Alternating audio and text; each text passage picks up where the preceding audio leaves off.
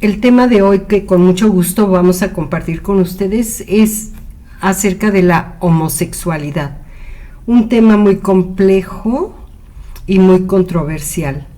Pero para este tema estamos a sus órdenes para cualquier comentario, aclaración, información, asesoría, orientación y, por qué no, también para críticas. En Vievecale nos encuentran en todas las redes sociales y en Radio Esencia también nos pueden comentar sus opiniones. La homosexualidad es un tema que se está presentando en aumento y es alarmante esta situación.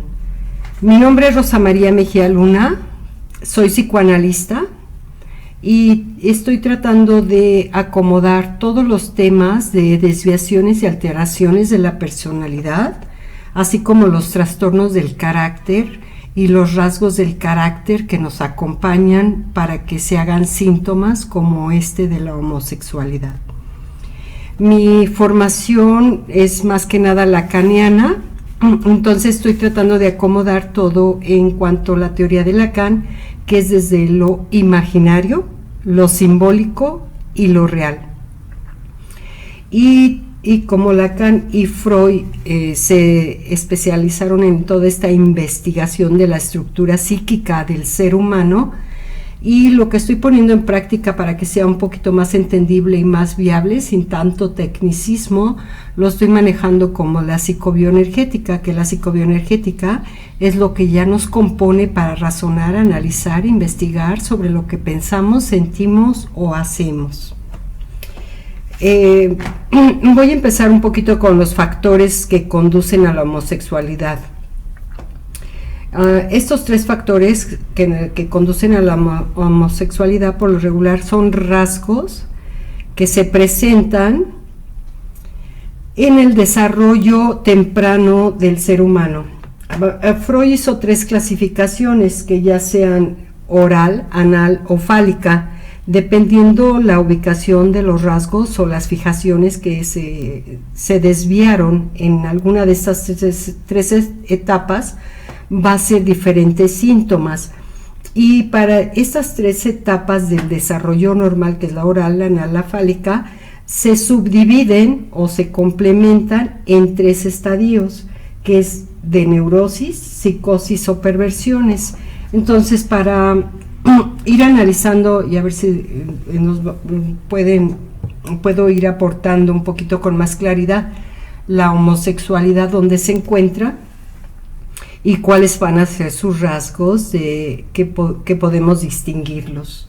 Si se presenta en la neurosis, la psicosis y la perversión son tres derivantes donde se encuentra la energía libidinal, tanto de pulsión de vida como pulsión de muerte, y estas tres etapas, neurosis, psicosis y perversión, puede presentarse con rasgos muy característicos en la primera etapa, que es la oral, o en la segunda etapa, que es la anal, o en la tercera etapa, que es la fálica. Entonces, con estos componentes va a ir tomando diferentes fuerzas, diferentes categorías, los síntomas de la homosexualidad. Y entonces, para analizar un poquito lo de los factores que van a alterar o desviarnos en cuanto a los rasgos en este desarrollo alterado, se dice que puede existir un fallo en la inadecuación de las fijaciones tempranas, es decir, como identificación positiva con una imagen femenina o la falla de identificación con la imagen masculina. Otro de los factores es el predominio de las fijaciones libidinales en el padre. Y la tercera de las desviaciones que puede generar estos rasgos es en sí la homosexualidad como mecanismo de defensa o de adaptación. Si es esta homosexualidad como un mecanismo de defensa, dependiendo el lugar donde se encuentre ubicada, va a manifestar los síntomas siguientes: ansiedad de castración. Es decir, la ansiedad de castración es más que nada esto se presenta a los 3 años, es en la etapa fálica, donde la ansiedad de no ser separada del primer objeto de amor, que es la madre, y que es donde se precisa y se necesita la participación del padre como separador o diferenciador de que la madre no es una extensión de nosotros, sino que es un ser individual que ya nos aportó los nutrientes suficientes y el abrigo y la protección necesaria, y que ya necesitamos ser separados. Ante la ausencia de un padre que facilite esta separación es como se genera la ansiedad de castración. Entonces en este apego con el primer ser de objeto es donde puede surgir la primera identificación, ya sea de el hombrecito con el sexo femenino como único ser de pertenencia y con el único ser que se puede identificar. Y si es femenina, si es una niña, también este apego, esta fijación con el primer objeto de amor, que es la madre, y si no intervino un padre que pudo diferenciarla o que pudo atraer su atención para separarla de la madre, es donde se va a presentar la primera fijación de una desviación con la identidad del ser. Dentro de esta homosexualidad también puede presentarse la defensa contra la agresividad dirigida hacia el padre. Precisamente ante la ausencia de un padre puede presentarse la agresión contra este padre que no se hizo presente para hacer una separación, para facilitar una separación o una individualización del primer objeto de amor, y que por lo regular es el sexo diferente al hombre o el mismo sexo en la mujer. Y esta agresión como mecanismo de defensa también se va a manifestar como una dominación o un ocupar el lugar del padre, o quizá una sumisión y una negación a la existencia del padre como tal. En cuanto a las dos, pueden ser cualquiera de las dos, que el niño asuma el papel de padre y por consiguiente idealizarse como ese padre y poseer a la madre. O en la niña también puede presentarse la sumisión o la dominación del primer objeto de amor. Otra de las defensas contra la fijación es la incestuosa en la madre, y esta viene a ser un rasgo más que nada narcisista. El narcisista ya lo hemos explicado en todos los programas anteriores, cuáles son los síntomas y los factores que intervienen en el narcisismo, que en el narcisismo es una burbuja, es un espejo donde no se ve otro más que la propia imagen del propio ser, y por consiguiente todo lo que rodea, o todo lo material o inmaterial o lo imaginario, va a ser parte como una extensión del propio ser. No hay diferenciación de que pueda existir algo que no exista en el propio ser. Esto es el narcisismo. Y otra de las defensas podría presentarse como la hostilidad. Y si se presenta la hostilidad al ser del mismo sexo o del sexo contrario, entonces ya estamos hablando de esta agresión, de esta pulsión de muerte hacia el mismo sexo, que es precisamente cuando se manifiesta la homosexualidad. Más que nada, este amor simbólico viene a ser agresivo y viene a ser con una pulsión de destrucción. Y esto nos lleva ya a una paranoia, o un delirio de persecución, o una alucinación, porque esto ya sería con rasgos muy psicóticos. Otra de las homosexualidades que se presentan, o rasgos o diferenciación, es la forma de expresión de los impulsos pregenitales. Todas las fantasías alrededor de las 3 etapas, ya sea oral, anal o fálica, va a tener, sobre todo en la fálica y en la anal, va a tener estos impulsos pregenitales. Y son más que nada mecanismos de defensa como temores a la castración de la pareja homosexual, la gratificación de impulsos narcisistas o por dependencia del niño hacia el padre, o por impulsos destructivos y libidinosos, o para negar la existencia del progenitor. Y otro tipo de homosexualidad es como resultado muy común a diversos impulsos y necesidades infantiles. Realmente la homosexualidad viene a buscar ese ser del mismo sexo para satisfacer un vacío o algo que no se pudo complementar en las primeras etapas del desarrollo. Y por lo regular se presentan en la adolescencia. En la adolescencia es cuando se presentan estas situaciones, estos rasgos o síntomas, ya que se presenta o una dependencia muy infantil y una necesidad de amor, o impulsos de tipo narcisista de omnipotencia, muy característicos del adolescente, o impulsos sádicos y castradores. En el adolescente también se ve esa carga libidinal con intentos de resolverse como un desafío o una rebelión. Y todo esto es por impulsos masoquistas. En cuanto a la estructura y la diferenciación de las diferentes síntomas o características de la homosexualidad, les voy a mencionar en sí la manifestación de las 4 variantes, que se puede presentar en la homosexual. La primera, que es la verdadera. Claro que todas estas características van a diferenciarse dependiendo la fuerza o la potencialidad que tenga en el origen del desarrollo donde se presentaron, ya sea en la oral, anal o fálica.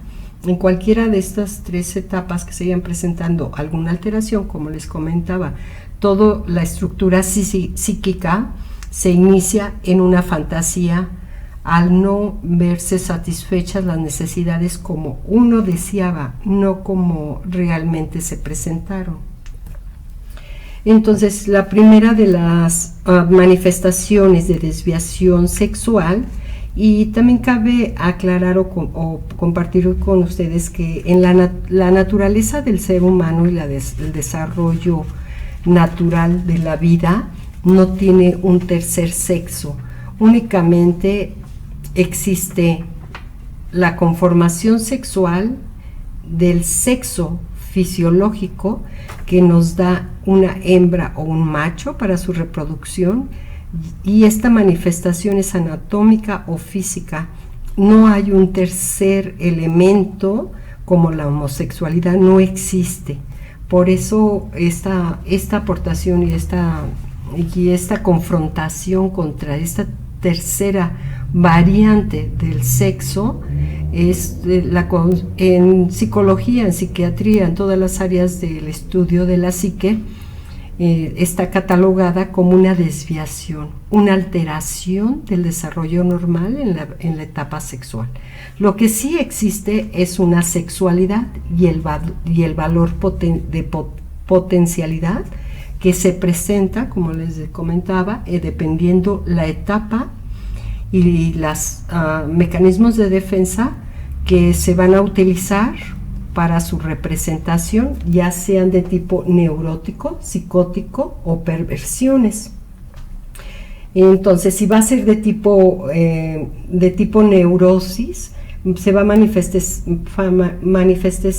manifestar más que nada con la represión. Es decir, que todos tenemos hasta cierto punto oculto este deseo momentáneo o situacional por vivir, una experiencia, si no es que no se vivió a manera de juego en la primera etapa, que es hasta cierto punto normal y que más adelante se va a seguir presentando como una represión de una homosexualidad latente. Si es más primitiva, que se haya presentado en la etapa psicótica, entonces se va a presentar como síntomas forcluidos, es decir, no diferenciados, donde no hay una posibilidad de reconocer que fue una alteración del desarrollo normal, sino que se considera como si fuera un tercer sexo. Además del hembra y del macho, entonces un tercer sexo, que es la homosexualidad, es el amor al individuo del mismo sexo. Y lo que más vemos frecuentemente es a manera de perversión. Entonces, a manera de perversión siempre se va a estar presentando los síntomas de negación. Sí, pero no. Intento, pero no. Quisiera probar, pero no. Y ahí es donde se presentan las perversiones, es donde se presentan todas las variantes sin presentarse en su totalidad como en la psicosis, la homosexualidad forcluida como tal, sino que en la perversión hay desviaciones, hay diferentes manifestaciones de presentar la homosexualidad, como es el transvestismo, voyerismo, exhibicionismo y todas las variantes que se presentan sin llegar a una aceptación verdadera de una homosexualidad, de un amor hacia el sexo, hacia el objeto del mismo sexo. Y entonces, a ver si no está muy complicado, pero les voy a decir todas la homosexualidad en sus variantes. Entonces se dice que la primera de las formaciones de la homosexualidad es la esencial o verdadera. Casi sin excepción, este tipo de homosexualidad es autodiagnosticada antes de llegar al final de la adolescencia. Es decir, alrededor de los 12 años. Y lo van a manifestar como falta de interés por las chicas, los hombres por las chicas o las mujeres por los chicos. Y eso se ve mucho en la etapa de la secundaria o alrededor de esos 12 años, inicios de la secundaria. Y se va a manifestar una especial atracción que despierta en ellos, en sus compañeros. Es lo que conocemos como amigos íntimos, como amigos verdaderos, como entre amigos, cuando se juntan los grupos de hombrecitos, de puros amigos, en ciertas características hay cierta atracción por el mismo sexo y anulan la posibilidad de la entrada de comentar o integrar o posibilitarse la relación con niñas de su edad, y al mismo tiempo las niñas con niños de su edad, y prefieren tener una intimidad secreta o confidencial como las amigas sinceras. Estos son los dos grupos en los que se va a ver, en las que más bien no se va a ver todavía la homosexualidad, porque ahí es donde está la discreción y está oculta.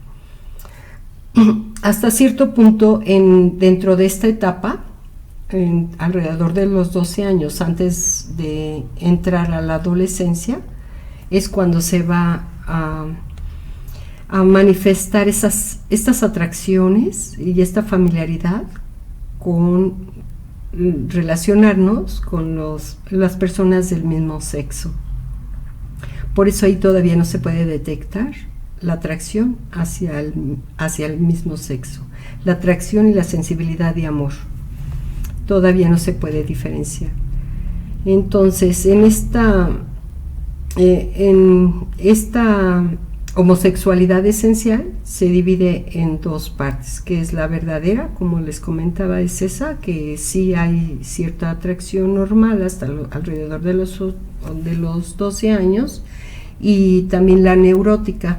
La neurótica es saliendo de la adolescencia, es donde se va a manifestar una homosexualidad neurótica, donde el principal mecanismo de defensa va a ser la represión.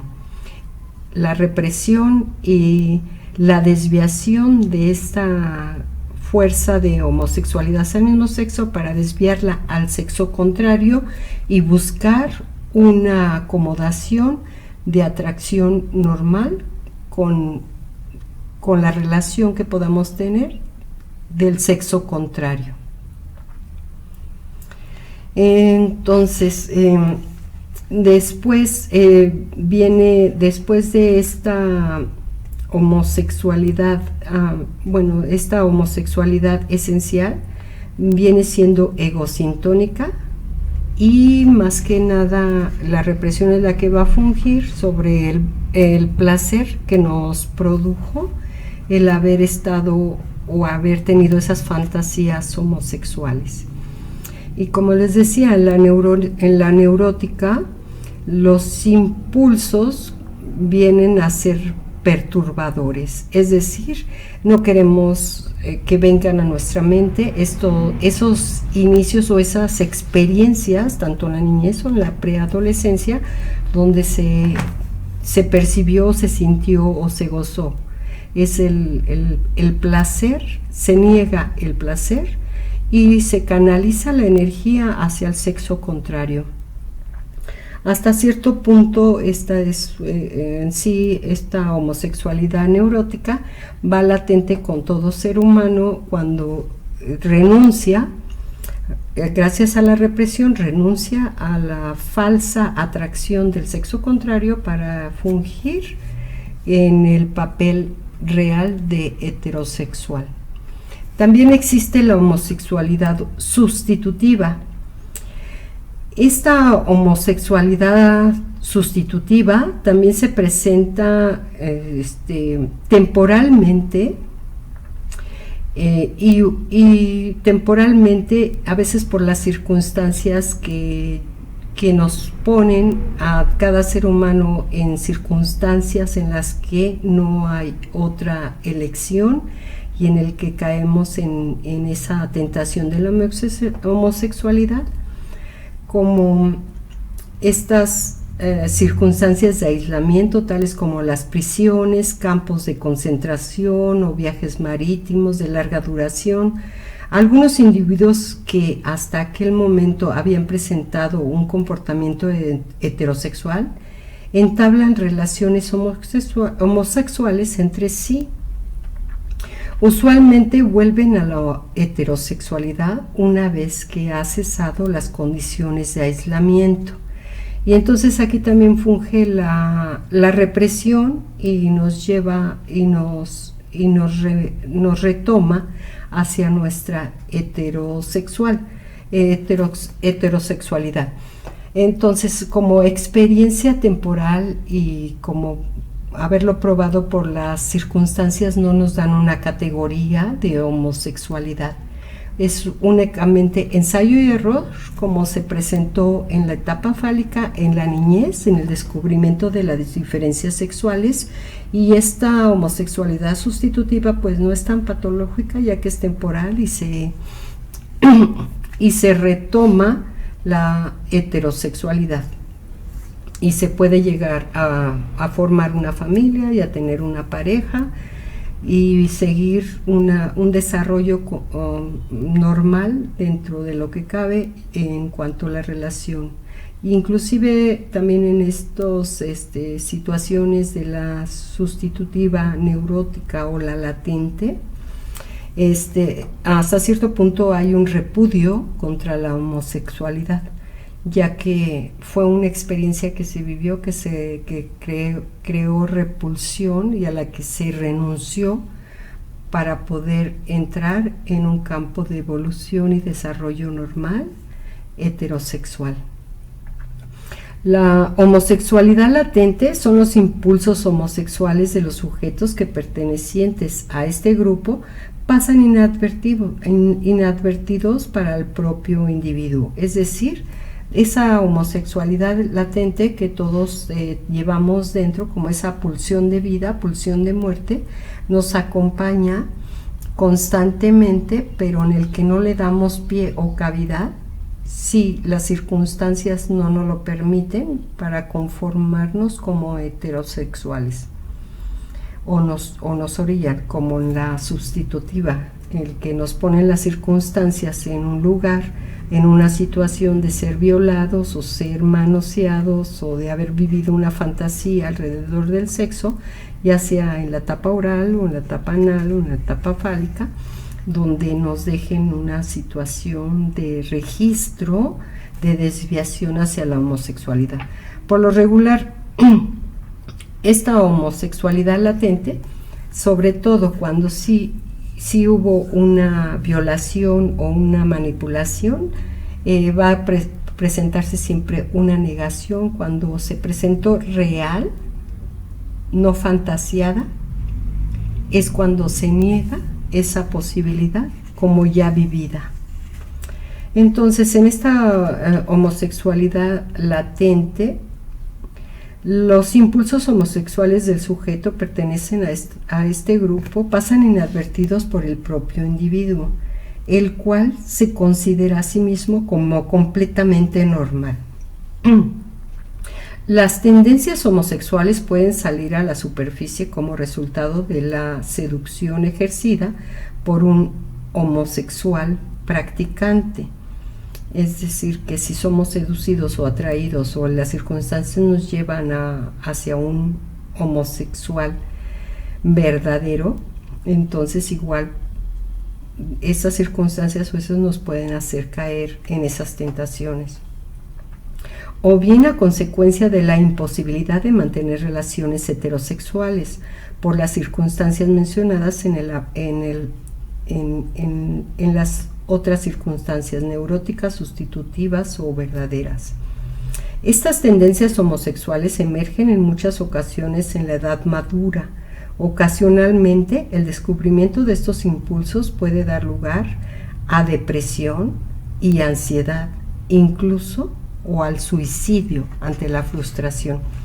Ante esta homosexualidad latente que se fue reprimida toda la vida y que fungió con la negación, es lo que se puede presentar en la vida adulta, y es esa atracción de los hombres, sobre todo en la paidofilia, que presentan los mayores de edad.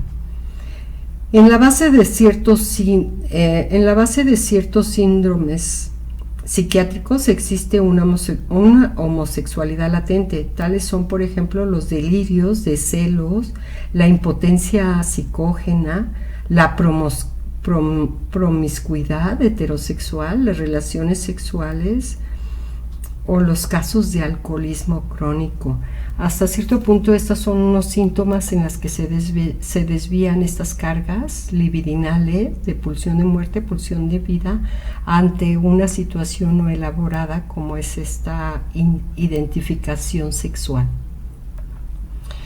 Y podría decirse que los síntomas más patológicos serían en la esquizofrenia, en la epilepsia o en la demencia senil, donde sí se presentan estos ya como patologías por no diferenciarse del otro.